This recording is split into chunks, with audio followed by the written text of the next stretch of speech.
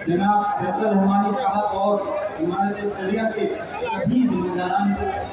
मुबारकबाद पेश करता हूँ कि अच्छा जलसा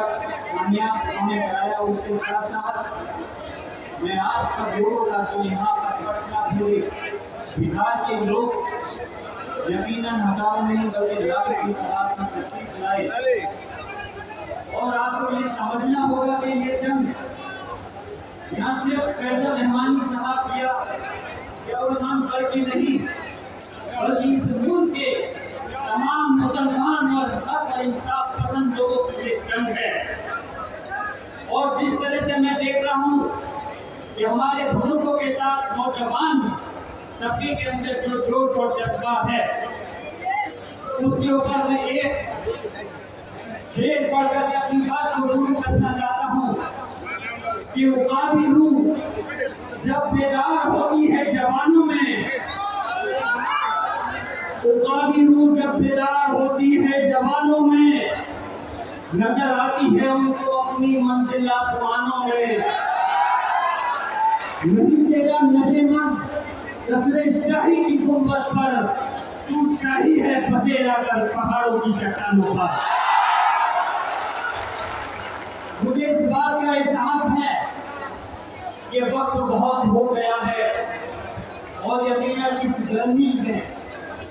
आप लोग इकट्ठा होकर के इस बात की गवाही दे रहे हो कि ये जंग कितनी भी लंबी चले लेकिन इंशाअल्लाह ताला आप लोग हार मानने वाले नहीं हो।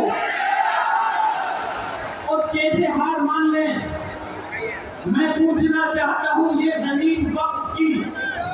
जो हमारे बाबा और अजदाद ने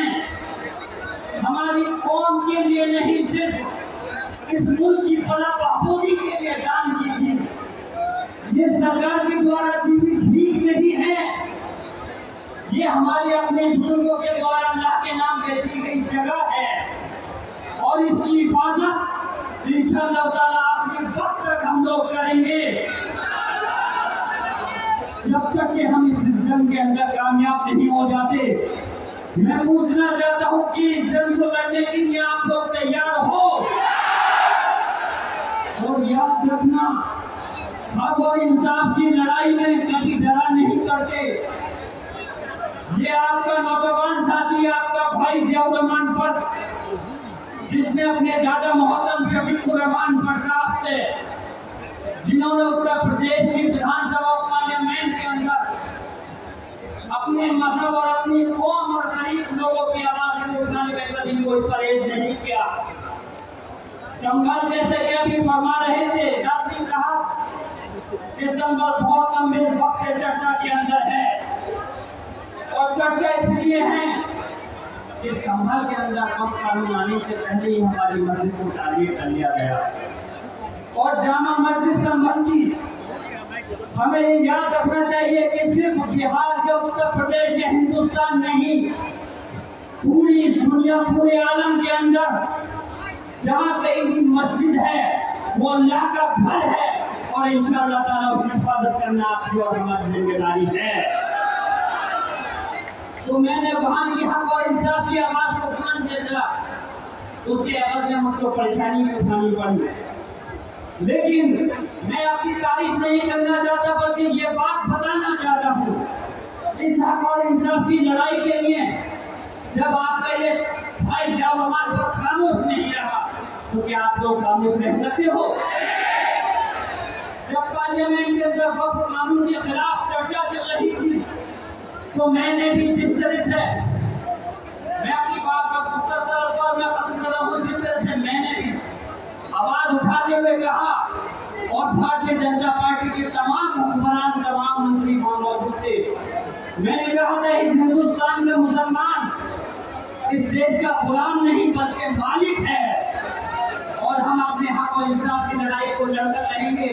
लेकिन मुझे फख्र है कि इस लड़ाई के अंदर मुसलमान ही नहीं बल्कि हिंदुस्तान के जो सेकुलर लोग हैं, जो लोकसभा और राज्यसभा के अंदर हमें वोट मिले, मुसलमानों के नहीं, सभी धर्म के लोगों के वोट मिले। और वक्त का लिहाज करते हुए मैं अपनी बात खत्म करना चाहता हूँ और आप लोगों की दरख्वास्त के साथ दरख्वास्त भी करूँगा और यकीन भी दिलाऊंगा। दरख्वास्त ये करना चाहता हूँ कि इस जंग को लड़ने के लिए, क्योंकि ये गांधी मैदान एक गवाह है, जब मुल्क आजाद हुआ था तब भी ये गांधी मैदान एक जंग के लिए साबित हुआ था। आज इस दूसरी को जगह जा रही इंशाअल्लाह ताला मैं सलाम करता हूँ अपने पटना और बिहार के लोगों को, इस गांधी मैदान को, कि आज ये फिर से दूसरी तहरीक चलाने के लिए शुरुआत हुई है। और मैं अपनी बात के साथ आपको करना चाहता हूँ कि आप लोगों को ये यकीन दिलाते हुए कि क़यामत पर अपने पूरे मुल्क की लड़ाई के लिए, हक और इंसाफ के लिए, जहाँ कहीं की जरूरत होगी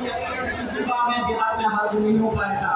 लेकिन अमीर शरिया और जो भी तहरीक चलाई जाएगी इंशाअल्लाह ताला पूरे मुल्क के अंदर हर वक्त आपके दरमियान में हाजिर होंगे। इसके साथ अपनी बात को कहूँ कि अब फकत शोर मचाने से कुछ नहीं होगा, अब फकत शोर मचाने से कुछ नहीं होगा, सिर्फ फोटो के मिलाने से कुछ नहीं होगा। जिंदगी के लिए बेमौत ही मरते क्यों हो, अहले ईमान हो तो शैतान से डरते क्यों हो,